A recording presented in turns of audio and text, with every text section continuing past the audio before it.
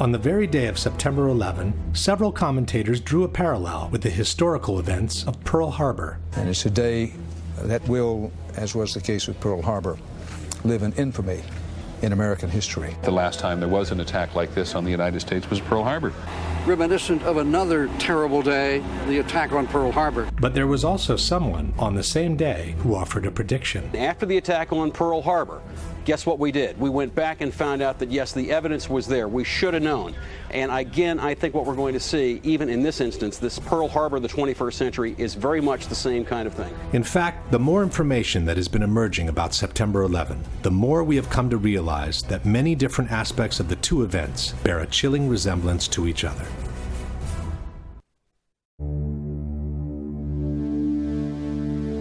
While both events were needed by the U.S. to go to war, in both cases, the ultimate goal was not the one initially stated. Roosevelt knew a surprise Japanese attack would enrage the public and jumpstart the American war machine. In this way, FDR would get backdoor entry into what he really wanted: war with Hitler. According to their own documents, before 9/11, the neocons knew that a surprise attack, like a new Pearl Harbor, would enrage the public and jumpstart the war machine against Afghanistan. In this way, they would get a backdoor entry into what they really wanted: the war with Saddam Hussein. From the very beginning, there was a conviction that Saddam Hussein was a bad person and that he needed to go. He says that going after Saddam Hussein was topic A 10 days after the inauguration, 8 months before September 11th. Before and during the war, the propaganda machine made a relentless effort to create a direct connection between Hitler and Japan. One poll taken immediately after Pearl Harbor showed that more than 60% of Americans believed that Germany was behind the attack. The Bush-Cheney propaganda machine made an even harder effort to create a direct association between Iraq and Osama bin Laden. By the end of 2003, nearly 70% of Americans believed that Saddam was implicated in the September 11 attacks. Top levels of the Roosevelt administration knew in advance that Pearl Harbor was going to be attacked. General Marshall and Admiral Stark, and indeed FDR, indeed knew that Pearl Harbor was being painted for a bombing run by the Japanese. Secretary of State Cordell Hull even knew the exact day of the attack, a week before it took place. Cordell Hull was Secretary of State, and he called me on Saturday morning and he started to relate that Pearl Harbor would be attacked on December the 7th. Before September 11, many in the intelligence community knew the attacks were on their way. There was so much discussion about this attack. Everybody was talking about it. George Tenet had some meetings. Other analysts had meetings at the White House. Vital information on the Japanese attack was kept from those who could have used it to defend the Hawaiian port and to minimize the number of American casualties. Two men could use that information immediately: Admiral Husband Kimmel and Lieutenant General Walter Short, the commanders at Pearl Harbor. But they never get it. According to Hill, that was no mistake. If FDR and his administration deliberately withheld the vital intelligence from Pearl Harbor, and all the evidence indicates that they did, then it was certainly a deliberate conspiracy to set Pearl Harbor up for a total defeat. Before September 11, important information was kept from counterterrorism czar Richard Clark, who could have organized a defense and even have prevented the attacks altogether. You have to intentionally stop it.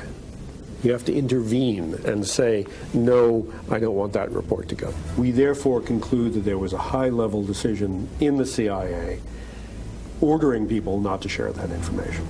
In both cases, the pre-knowledge by the U.S. government on the upcoming attacks was denounced in front of Congress. In September 1944, Republican Representative Forrest Harness of Indiana made the first congressional charge about a Pearl Harbor conspiracy. He said that 3 days before Pearl Harbor, the Australian government had warned Washington that a Japanese aircraft carrier was headed towards Hawaii. But, he said, that information was withheld from Kimmel and Short. After September 11, Republican Congressman Curt Weldon denounced the pre-knowledge of information on the upcoming attacks, which was intentionally withheld from the intelligence community. This is an attempt to prevent the American people from knowing the facts about how we could have prevented 9/11, and people are covering it up today. When honest officials stumbled on important information on the Japanese attack, they went straight to their superiors, only to see that information ignored, diverted, or suppressed altogether.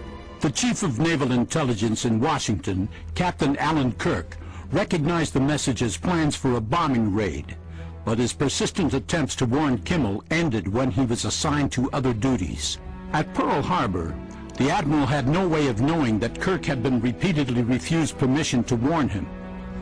In August 2001, FBI agent Colleen Rowley discovered information that could have led to uncover the September 11 plot.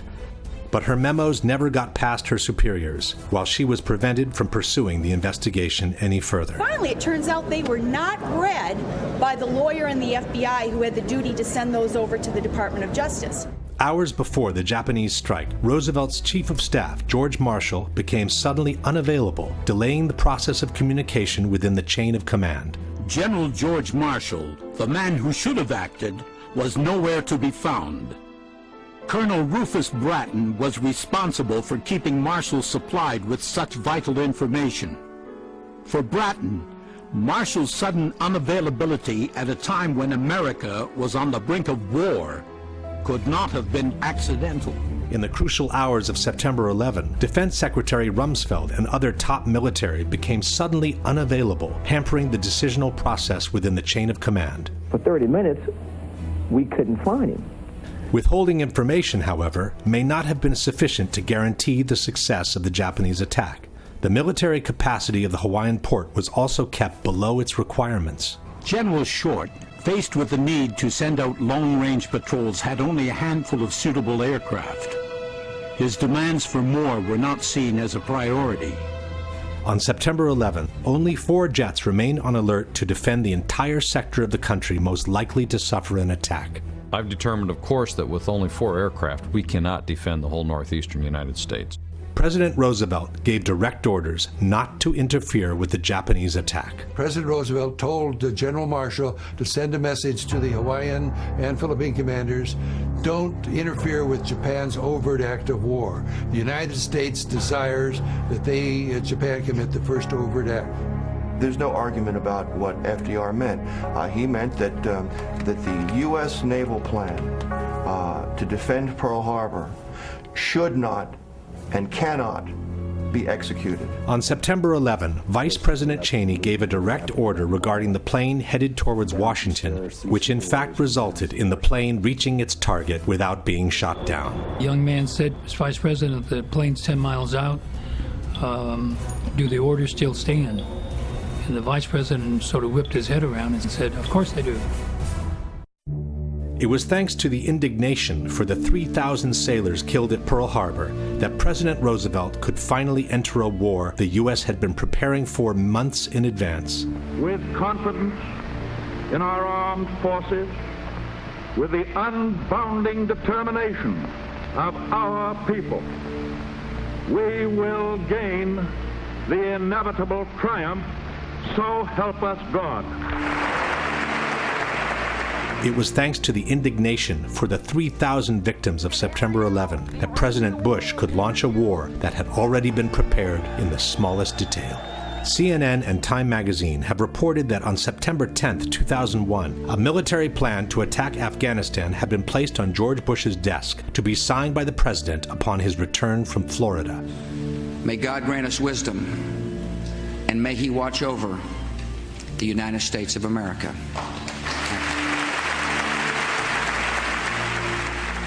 Then came the official commissions, which in both cases were tasked to find out whether there had been a conspiracy by the same authorities that were suspected of having participated in the conspiracy. Just 3 months after VJ Day, Senator Alvin Barkley of Kentucky convenes the Joint Congressional Committee on the investigation of the Pearl Harbor attack.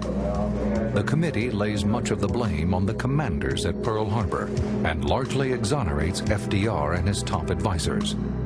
But its conclusions draw charges of cover-up and cronyism. gross negligence becomes high treason when the motive is discovered or understood. In July 2004, the Commission published its final report. 2.5 million pages of documents. We've interviewed over 1,200 individuals, including experts and officials past and present. However, the Commission report failed to meet many of the family's expectations and concluded that 9/11 was merely a failure of imagination.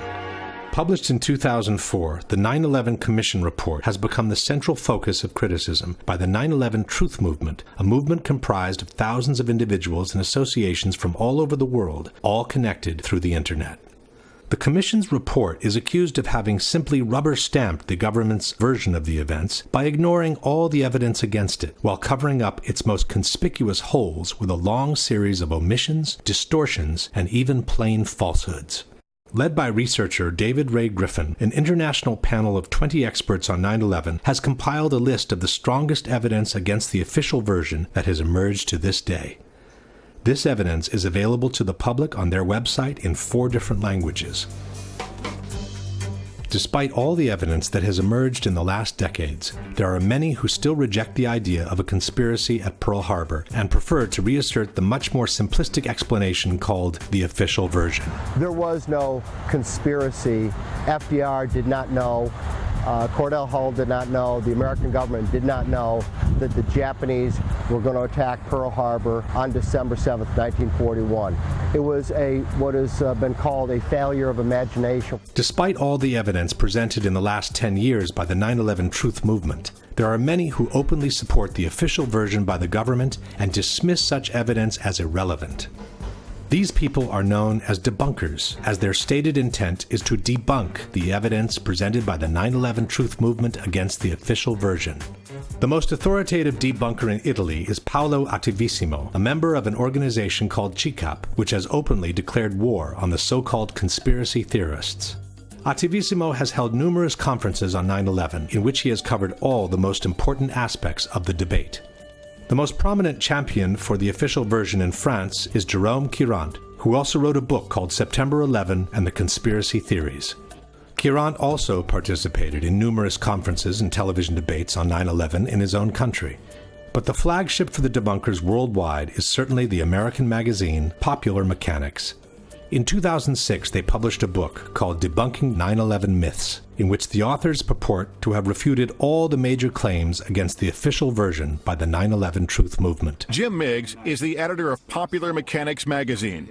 In 2005, he and a staff of reporters decided to take on the factual and scientific claims made by members of the 9/11 conspiracy movement.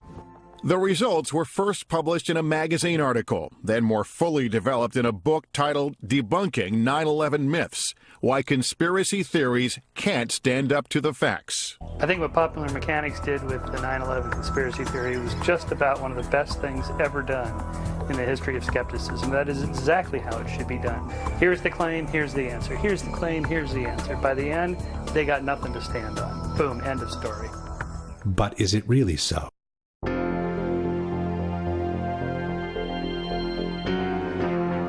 The debate on September 11 can roughly be divided into these areas of discussion. We have the 4 hijackings as the overarching event of the day, and we have the 3 different locations that were hit by the 4 airplanes. One of them hit the Pentagon, another crashed in Shanksville, Pennsylvania, the other 2 hit the Twin Towers in New York. The debate on the hijackings is divided in 3 parts. The first one focuses on the air defense and whether the failure to intercept the hijacked airplanes was accidental or intentional. The second focuses on the hijackers and whether they were actually aboard the airplanes or just the usual patsies. The third part focuses on the aircraft themselves and whether the 4 airplanes used in the attacks were the same ones that took off from the airports that morning or were something that only resembled them from the outside.